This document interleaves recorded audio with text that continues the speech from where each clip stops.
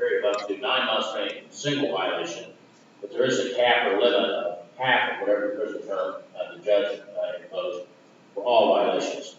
However, if you commit a new felony while under post-release control supervision, then an additional order sentence the judge in that new felony in case you impose the felony, that judge is also authorized to sentence you for committing that offense while under post-release control, in this case, to an additional period of 1 year or whatever time left on the periods of post-release control, whichever is greater. If that occurred, that would have to be served consecutively the sentence in the new case.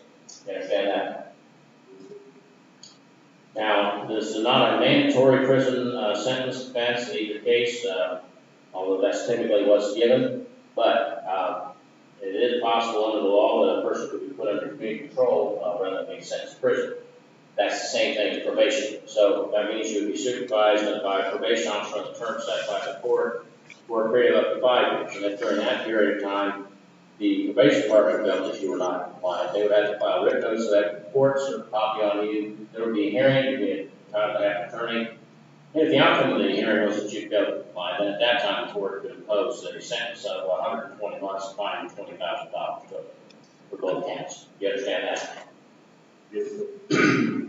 Right now, the first count of the indictment alleges that on or about the period of April 1, 2020 through September 1, 2020 in Highland County, Ohio, you did engage in sexual conduct with a CW, not the spouse of the said Matthew B. Henderson, and that you being the natural parent, adopted parent, step parent, guardian, custodian, or person in local premises CW. Violation section 2907.0385. The second count alleges that you did the same thing except it was on or about September 8, 2020.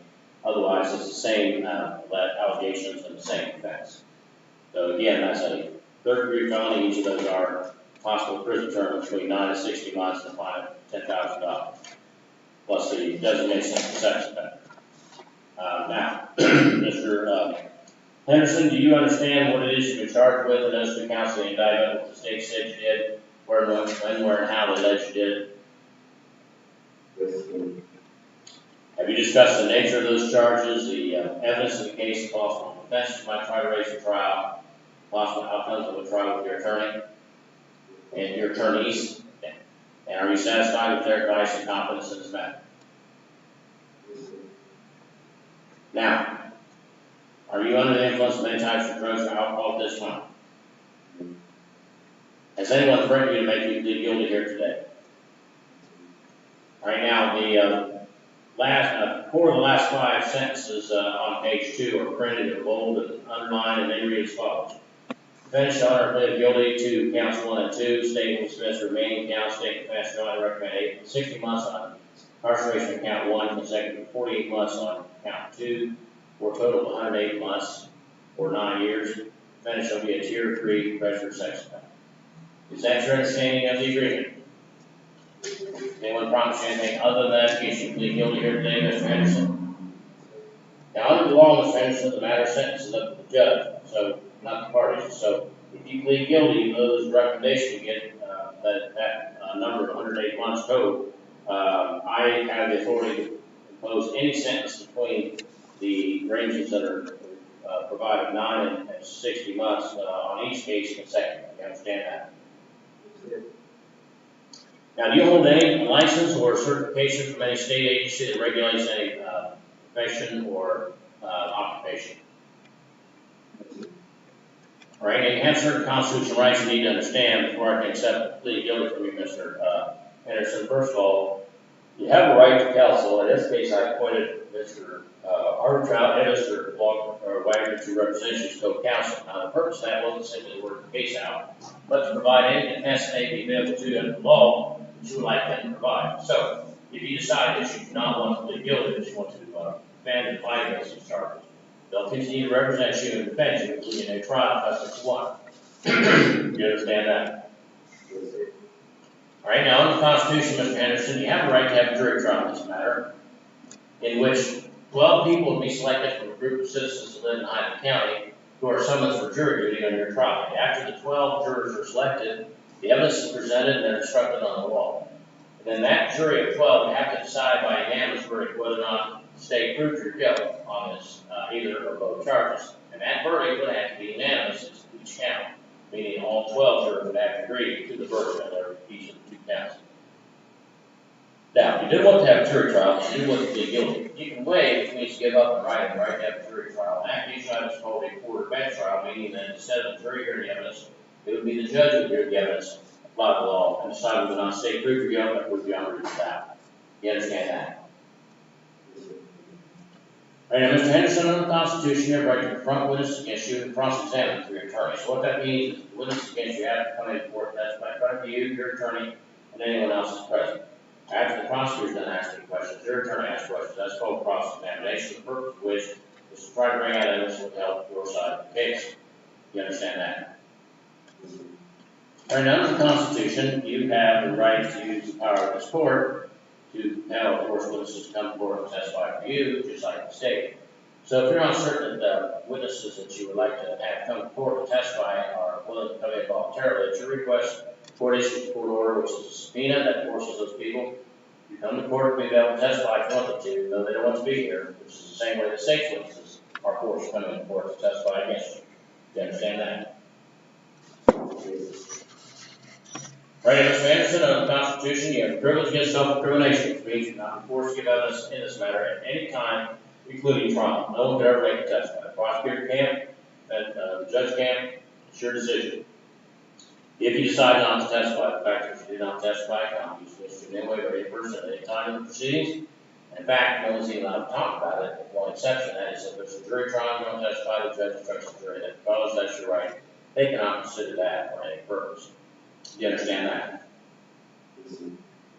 All right, Mr. Henderson, under the Constitution and the laws of the state, you are presumed innocent until proven guilty by the state of Ohio on every essential element of the offense charge. So what that means is that the burden of proof is on you.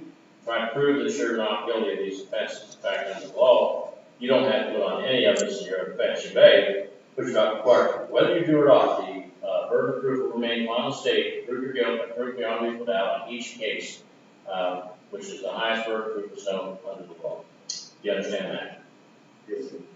All right, originally you pled not guilty, Mr. Henderson. Not guilty plea denies allegations in the indictment, denies you committed a crime, and it exercises and invokes all the rights that are described. Now, if you change your plea, not guilty to guilty, that is the opposite of not guilty plea. Guilty plea admits allegations in the indictment, it's their crime that you committed that crime, and that plea waives gives up all the rights I've just described for you, except the right to have an attorney. You always have the right to have an attorney no matter what you plead. Well, that exception, your plea of guilty, waives gives up the right to a jury court trial, waives gives up the right to confront witnesses against you and cross-examine through your attorney, waives gives up the right to use the power of the court to compel or force witnesses to be in court to testify for you, the same as the state. It waives gives up your privilege against self-incrimination because if you say you're guilty, the state's not required to prove you're guilty. And waives gives up your presumption of innocence because if you say you're guilty, the state doesn't have to prove you guilty. It also subjects you to being sentenced immediately by the court. And finally, it waives gives up any right to file an appeal that you think you may have had up to this point in the case. Now, if I should sentence you to the maximum sentence, or under other certain circumstances, you could file an appeal that would have to be filed for 30 days for the sentence to intervene. You understand all that? And are you a U.S. citizen, Mr. Henderson? All right, now you have any questions about the charge, either charge or the possible penalties? You understand them? Yes, sir. Do you have any questions about the plea agreement? You understand it? Yes, sir. Do you have any questions about the plea of guilty, what it means, what will happen if you enter that here today? Yes, sir. Is there anything you'd like to speak to your attorneys about before we go any further? No. Do you have any questions at all about anything I've explained here today? Yes, sir. All right, then is it your decision to withdraw your non-guilty plea, plead guilty to counts 1 and 2, according to the terms of the plea agreement we just went over? Yes, sir. Is it your decision to withdraw your non-guilty plea and plead guilty to the first and second counts of the indictment according to the terms of this agreement? Okay. Then as to the charge of count 1, which Lee agrees that on or about September 8, 2020, on or about the period of April 1, 2020, continuing through September 1, 2020, in Huntington County, Ohio, you did engage in sexual conduct with CW, not the spouse of said Matthew D. Henderson, the said Matthew D. Henderson being the natural parent, adopted parent, step parent, guardian, custodian or person local apprentice to CW, in violation of section 2907.0385 of the Ohio Revised Code, charged with sexual battery, a third-degree felony, carrying possible prison term between 9 to 60 months, and a increments provided by law, a fine of $10,000, or requirement to register as a lifetime sex offender registrant. How do you plead? And as to count 2, which reads the same, except the date of the offense is alleged to occur on September 8, 2020. Other than that, it's the same charge and the same penalties. How do you plead? All right, the court finds on this day of the court, defendant abides by the constitutional rights by knowing, telling, and voluntary waiver of section criminal 11, please, the second court file. Defendant is found guilty of both offenses. Counts 3 to 8 are dismissed. Now, given the nature of the offenses, the recommended prison term that's in the plea agreement, the court will not order a pre-sentence investigation, and I will proceed with the sentencing forthwith. Now, before I do that, Mr. Henderson, I'm required to inform you of your sex offender registration requirements. First of all, because of this conviction, you're declared to be a Tier 3 sex offender, child victim offender registrant. It means that you'll be required to register for your lifetime once you get out of custody, and that you'll be required to verify that registration every 90 days. There'll be a window for you to do that no earlier than 10 days before that. That would be after 8 days, but no later than every 90 days. You must do that at the sheriff's office of the county or counties in which you're registered. Now, your registration requirement is that you must register with the county, the sheriff of the county in which you reside within 3 days of moving in. And if you change addresses, then you must notify the new sheriff within 3 days of going to that county, register there. You may also be required to register in any county in which you establish a place of employment if you're there more than 3 days consecutively or 14 days in any calendar year. So if you're not there more than either of those times, then you do not have to register. But if you're there 3 days or more, or 14 days in any one calendar year, then you're required to register with the sheriff of the county in which you're working. You may also, if you are attending any kind of an education program in any other county, then you would be required to register with the county sheriff of that county as well. So it's possible you could be required to register in 3 places: where you're living, where you're working, and where you're going to a place of education. Now, you have to verify, as I mentioned, every 90 days. You must do that in person. It can't be remotely or online or over the phone. You have to go in physically to the location. You're required to provide the sheriff with temporary lodging information so that if you're going to be somewhere more than 7 days, 7 days or more, such as on vacation or a health issue where you may be in a hospital or something, then you need to notify them of that place and that should be staying in the address and so forth. Now, if you move into another state, or if you're working in another state, or if you're attending a place of education in another state, you would also then be required to register with the sheriff's or equivalent public official that takes care of sex offender registrations in that particular state within the same time frame that I've just mentioned.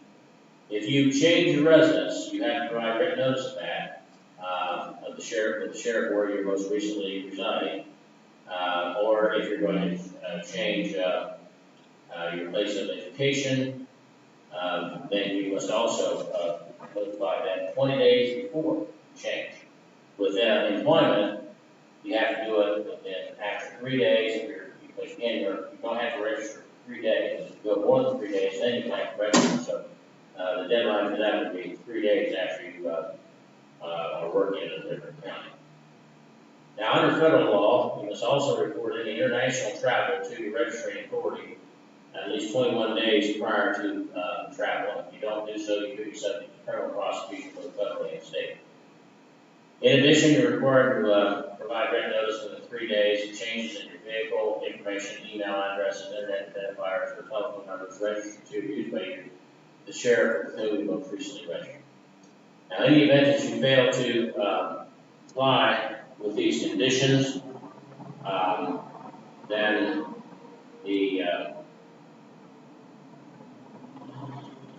then that could subject you to being prosecuted in the jurisdictions where you're required to register at that time. And I'm filling out here the paperwork. There needs to be a place for you to sign here to admit that you have been advised of this, so I'll have that sent out to you to sign. It's simply saying that you're aware of your requirements and what the consequences are if you fail to do so.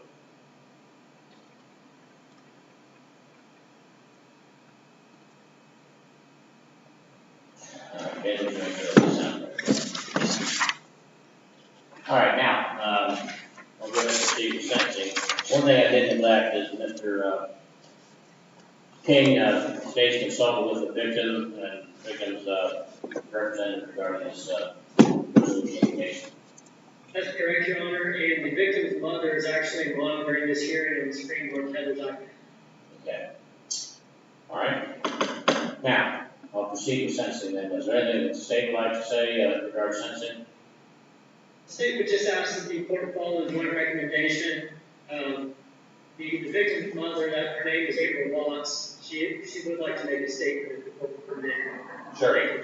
She'll need to come onto that screen. I can't see her. There she is. We need to move over a little bit more. All right. Okay, ma'am, if you would like to make a statement, you may. You're not required to. I know you're upset, so I don't want to contribute to that. But if you would like to say something, I'll hear whatever you have to say. Personally, this is one of the letter of forgiveness or acceptance. October 2020 is when I will to put it nicely, you're simply a piece of trash. People like you have no people. Sexual predators are simply that. Predators. One, bring and abuse for fun, for your own sexual gratification. You frighten me more than anyone else ever could. I trusted you with my life, my everything. You took that trust and crushed it. I will never be the same. I just don't hope to think I should be because of what you did. You took the time to point out what you were going to do. You stole my child's innocence and took away her spark, her trust. Basically killed my baby. She is not the same as she once was, but in you I will never have her back. I pray that this is the forefront of your mind for the rest of your life. I pray that if you are able to ever get close to another child, when you feel overwhelmed with disgust at yourself, that you will be paralyzed and unable to move, except for the gut-wrenching feeling of your heart breaking, longing of your shame and guilt. You are sick. I hope that just reading this letter, you will be crushed with an agonizing guilt that darkness so thoroughly deep that you can never find your way out of it. I pray that you won't be able to live or ever find your way again without repenting of your perverse sin and asking forgiveness of those you hurt.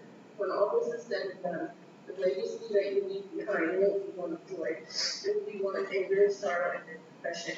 People will finally know what it is that you are. You're simply a monster in flesh. All right, thank you, ma'am. Anything else, Mr. King, to say? No, Your Honor. Sergeant Brown, on behalf of the defendant. I would ask the court to follow the recommendation and sentence of a sentence of total 9 years. Creditor on since day one, I can tell you, never ever go to trial in this matter. He was never going to get this victim through anything like that. We've been open with her since the beginning. We have tried to duck what had happened here or come up with some kind of flimsy excuse or anything like that. And we'd ask the court to consider that and impose the agreement on the sentence. All right, Mr. Weicker, anything you'd like to add to that? No, Your Honor, Mr. Armstrong said everything that I indicated. After the psychological evaluation, been nothing but open and honest, polite, courteous. I understand the acts that they committed, but again, like Mr. Armstrong said, Matt has never said, let's take this to trial. He ended up in the conduct. We asked the court to follow the recommendation. All right, Mr. Anderson, is there anything you'd like to say? Not required to say anything, but I'll hear whatever you'd like to say. I don't have a copy of the compliance discovery from the state in the file. Does Mr. Anderson have any previous record? Yes, he has a prior felony conviction, named this is the second row. He has, out of Montgomery County, it looks like in 2012, a felony child endangerment. Okay. All right. Well, it's the order of the court then, Mr. Henderson, it should be, and are hereby sentenced to the Charter Reception Center in Illinois, Ohio, as to count one for a term of 60 months, according to the recommended sentence of the parties, and then to a term of 48 months on count two, again, as recommended by the parties, and it's the word of the court that the end based on the recommendation of the parties, but also the court's own finding that consecutive sentences should be imposed, and so the sentences are ordered to be served consecutively, meaning one after the other for a total of 108 months. Now, the court finds that the conduct was offensive committed as part of one or more continuing courses of conduct, that a separate act involved one single parent prison term not after reflecting the seriousness of the offense, and that the defendant's history is such that criminal history is such based upon these convictions that consecutive sentences are necessary for protection of the public. Now, upon completion of this prison term, I think you don't have to correct that. I'll give it to you, Judge. Oh, okay. Let me go back and look. Oh, okay. According to this year, arrest on December 15th, is that right, Mr. Henderson? Yes. All right, so you'll be given credit from that date, which is 113 days to get your sentence. Now, upon completion of the sentence, it is required under the law that you be supervised by a parole officer in the term set by the adult parole authority under what's called post-release control supervision for a period of 5 full years. And if during that period of time you fail to comply with the conditions that they have adopted, then they can return you to prison even though you serve the entire term set by the court for an additional period of up to 9 months for one violation, up to a maximum of half your prison term for all violations. However, if you've been a new felony while under post-release control supervision, then an additional term sentence the judge in that new case can impose a fine. That judge would also sentence you in this case for committing that offense while under post-release control to an additional period of 1 year, or whatever time we left on that 5 years of post-release control, whichever is greater. And if that occurred, that would have to serve consecutively the sentence in the new case. You also order to pay the work costs, which judge grant execution is ordered, and if you fail to do that, then the court could collect that through various means, including levies on bank accounts, wages, earnings, or other assets you may have. If that doesn't collect it, then once you finish your prison term, you can do community service in the county. I may give a credit for each hour you work in and out of except the court, each hour you work, reduce your judgment by the fee. All right, is there anything further from counsel? No, Your Honor. All right, to remand the custody then, Mr. Henderson, thank you.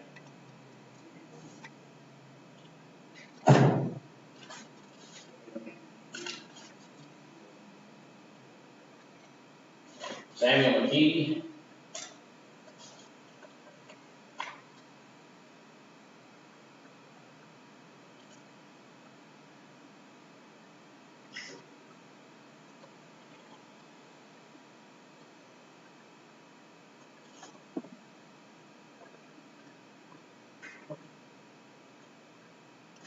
You guys waiting for the case? Yes.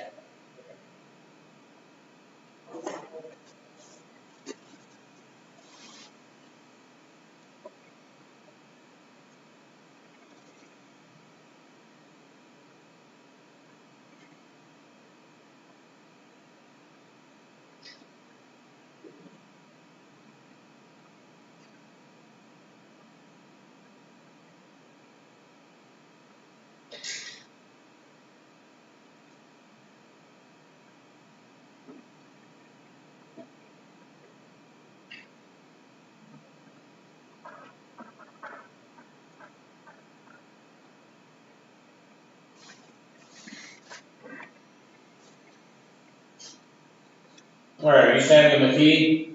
Yes.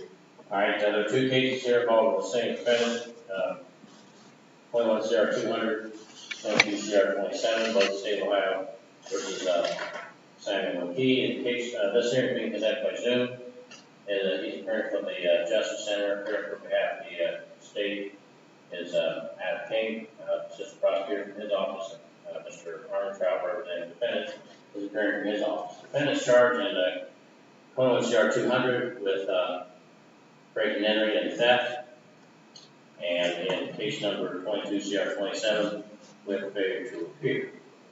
This is the first pretrial, final pretrial set on the 20th. Trial date is the 9th of May.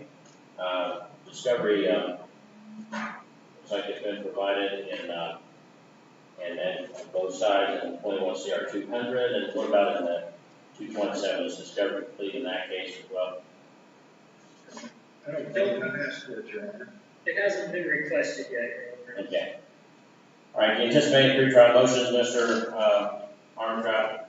No, I did not, Your Honor. Has there been a written plea offer provided? There has, I have not communicated with them. All right, are there any other matters that we need to discuss at this time? No, Your Honor. All right, your attorney will be in touch with you, Mr. McKee. We'll see you on the next pretrial. Thank you.